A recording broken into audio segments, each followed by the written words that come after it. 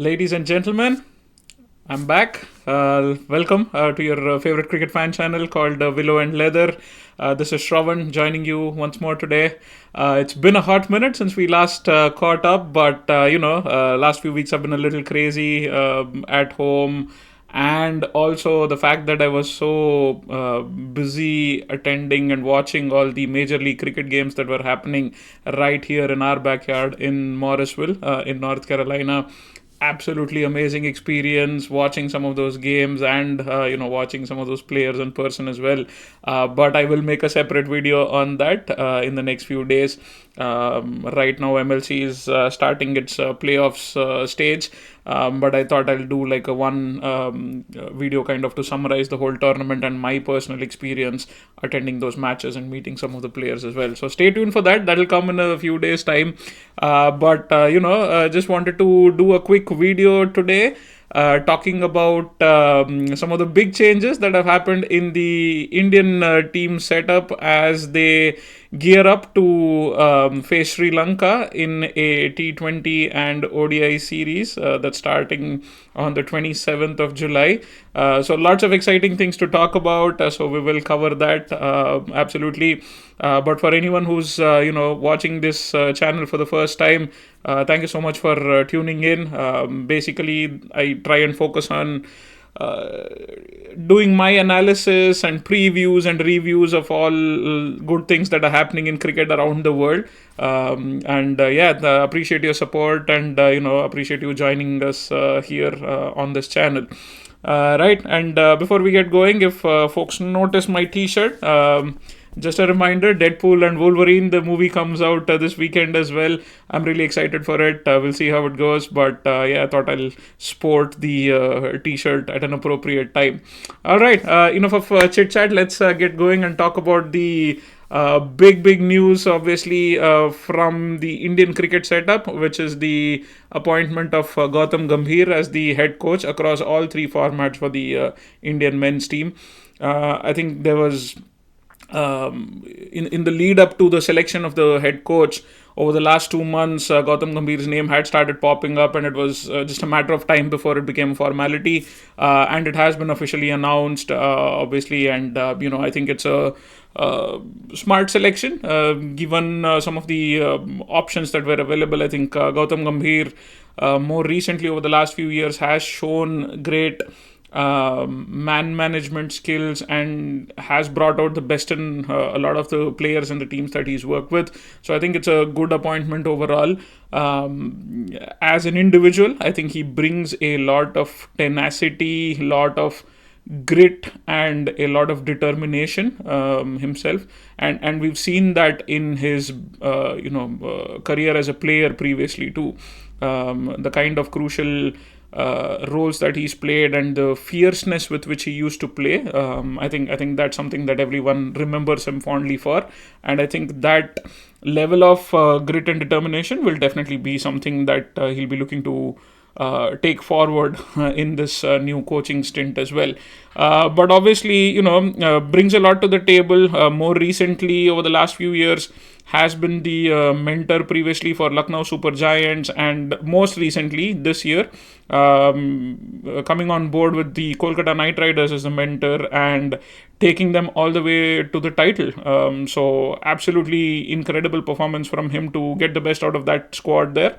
And I think a lot of credit should go to him, even though it's the players on the field who are making a difference. I think in a tournament like IPL, it's very important to make sure that the leadership team and the coaching and the mentoring group is able to work well with these players, and make sure that they can provide the required motivation and support to kind of really push them to excel beyond what their abilities are. And we saw glimpses of that coming through, his experience there. Some of the key tactical decisions that he made at KKR, for example, reinstating Sunil Narayan back at the top of the innings as the opener, paid absolutely rich dividends for Kolkata Knight Riders this time around. He does have some very strong opinions of how he wants to take the game forward, and I think Team India can use a bit of that in the coming few years. especially given it's a relatively younger team now, especially in the T20 format. I think with the likes of Kohli and Sharma and Jadeja retiring, I think there are some gaps there in terms of experience and big personalities who can pull entire teams together, and that's where I think Gambhir will be able to make an immediate impact as well. Right. So yeah, as a quick headline, yeah, Gambhir coming in. I think it's a great move. Time will tell how he does as a mentor and a coach. Only thing I think he'll need to keep in mind is that he has a very strong personality, so he needs to make sure that he can motivate and get others to kind of think along the same lines as well, which I'm sure he will do with the youngsters. But with some of the other senior players in the team, I think he'll need to make sure that they're all aligned and have the same goal and approach as they go into some of the bigger tournaments in the next couple of years, especially in the ODI format with the Champions Trophy, and then the ODI World Cup later as well, and then the World Test Championship coming up next as well. So yeah, it should be an interesting period for Indian cricket overall. But let's quickly look at the teams that were announced. The T20 squad and the ODI squad were announced for India. Let's start with the T20s because that's the first tournament happening anyway. Major news coming out of that is that Surya Kumar Yadav has been appointed as the captain for this format, and Shubman Gill comes in as the vice captain. Yes, Sharma is retired, Kohli is gone, so there was a need for a new captain, obviously. But the fact that they have I wouldn't say overlooked, but the fact that they have considered Hardik Pandya but gone ahead with someone like a Surya Kumar Yadav, I think that is a very, very bold, major statement to make. Hardik Pandya is available. He is a part of that T20 squad.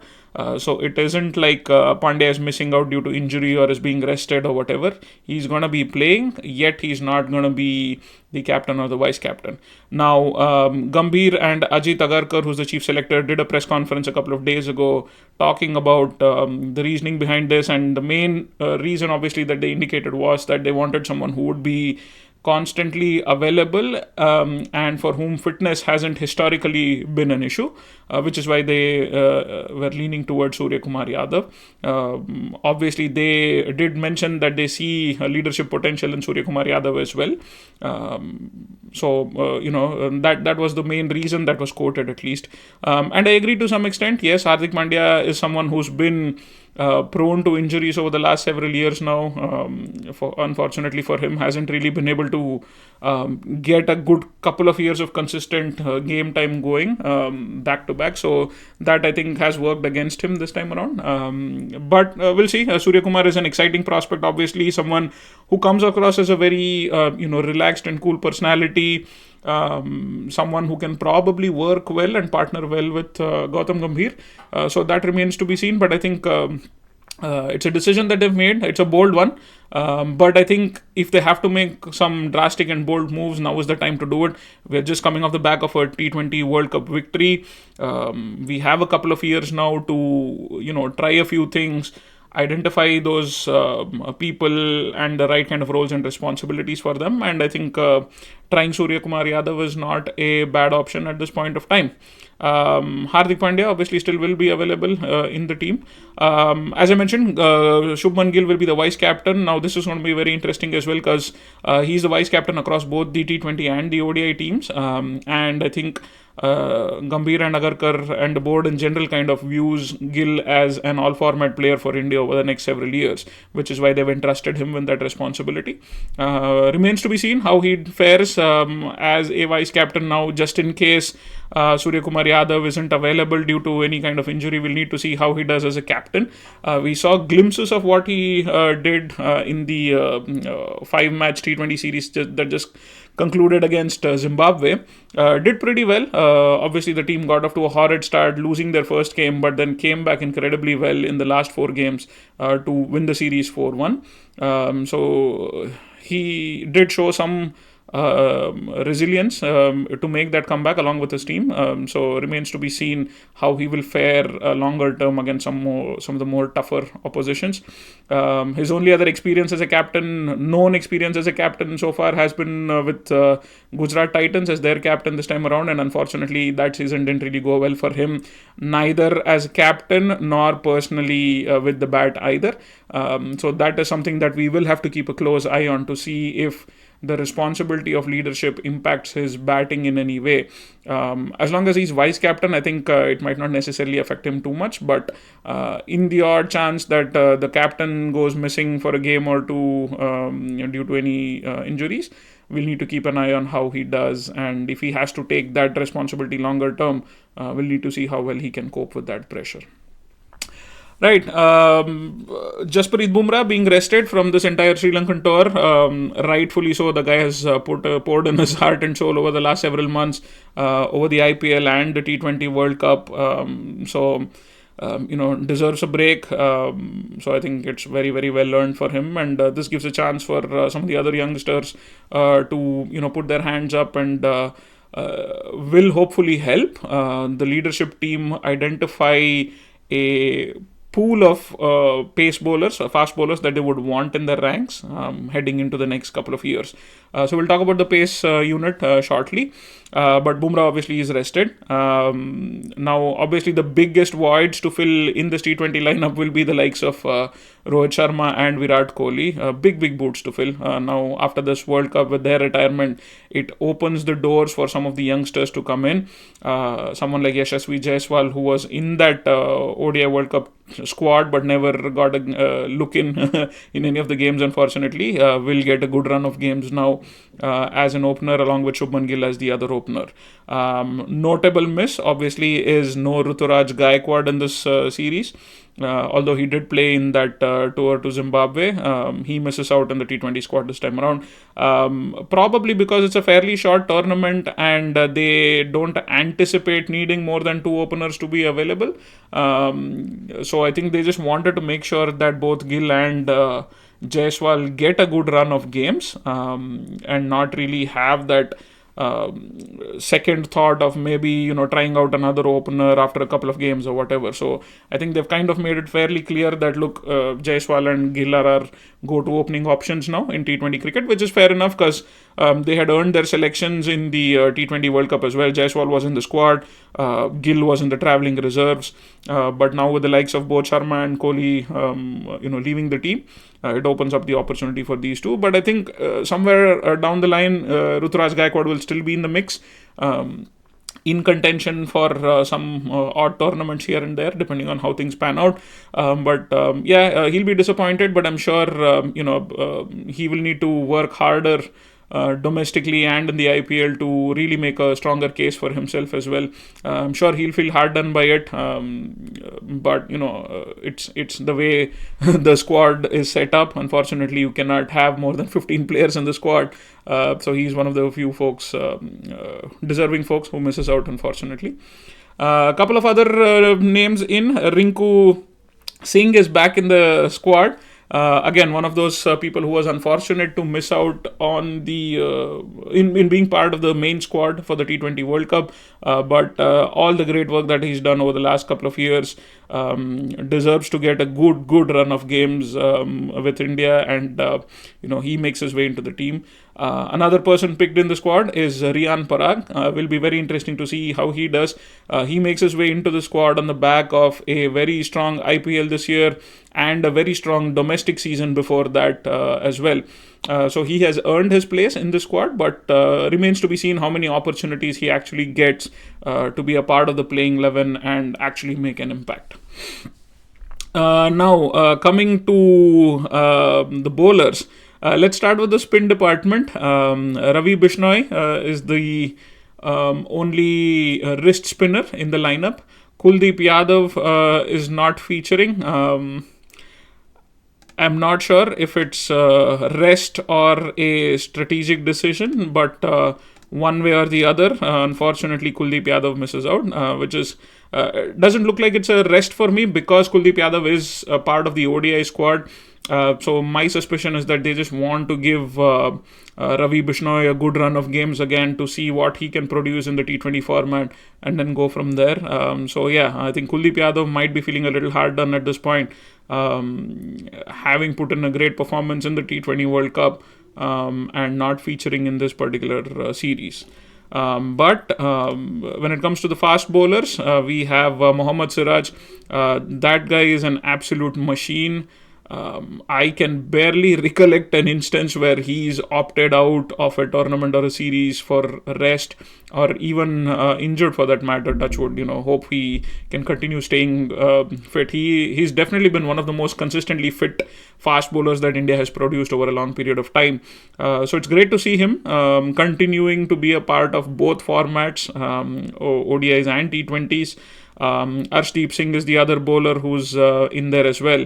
Khalil Ahmed finally gets a look into the squad. Again, he was one of those travelling reserves for the T20 World Cup.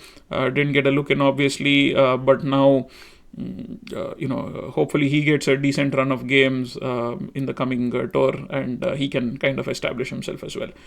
Right, so those are the bowlers. Now, the main department or the main area of focus is the all-rounders. I think this is definitely an area where Gambhir will feel like he has to build some depth of resources. That lack of a top order batsman who can come in and bowl a couple of overs in between, something like a Glenn Maxwell does for Australia, or Aidan Markram does for South Africa. Not having that kind of a player in the squad has hurt us big time. So we need to obviously find better options in the all-round department. It will be great if one of our top order batsmen can actually start giving us a few overs. Riyan Parag is an option like that. If and when Abhishek Sharma gets a look into the Indian squad when almost everyone is available, he's someone who can bowl a few overs as well. So there are a couple of options like that. So we'll need to see how players like that get utilized over the next year or so. But in terms of established genuine all-rounders for this particular T20 series, we have Shivam Dube, Hardik Pandya, like I mentioned, Akshar Patel is there, and we have Washington Sundar. I think this is probably the best combination of all-rounders that we could have gone with. Dube and Hardik Pandya give you those medium pace all-rounding options, and Akshar and Washington Sundar both able to give you some quick spin overs, either up top in the power play or through the middle as well, and fairly effective and handy with the bat too. Right, so that kind of rounds up the T20 squad. My opinion, fairly well-rounded. I think I like the overall selections that they've made. Given the depth of talent in India, there is always going to be a few folks who will miss out. Unfortunately, this time around, it's the likes of Ruturaj Gaikwad and who was it? Let's see. Ruturaj Gaikwad obviously is one, but in addition to that, you would think like that Kuldeep Yadav is someone who misses out as well. But overall, I think it's a very strong team that they've put together, and it's a team that is looking into the future as well. I think it's a fairly solid squad. Wicket keeping options, I missed talking about that. Rishabh Pant obviously will continue being the number one choice, wicket keeping choice, and with him will be Sanju Samson as the backup keeper. Now, depending on how they want to set up their batting order, it remains to be seen whether Samson will be part of that starting 11. Even if not as a keeper. So let's keep our eyes on that. I think there are a few combinations that the team can try there. But I think overall it's a fairly strong team that they've put together for the T20s.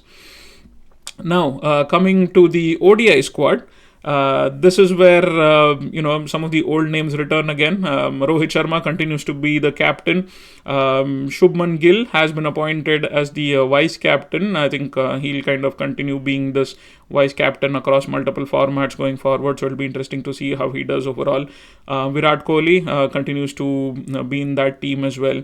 Now, it's interesting because I think there were some initial rumors that the likes of Sharma and Kohli might be rested from this particular tour, but at least per the reports, Gambhir was very insistent that he would like all these senior players in the team as quickly as possible, and makes sense. I think there are only a couple of ODI tournaments before they head into Champions Trophy next year. So I think he wants to make sure that these players can play those games and really make an impact, and will help with any selection conundrums that Gambhir might have at that point later on as well. So Rohit Sharma, Virat Kohli, Shubman Gill, that's the top order there.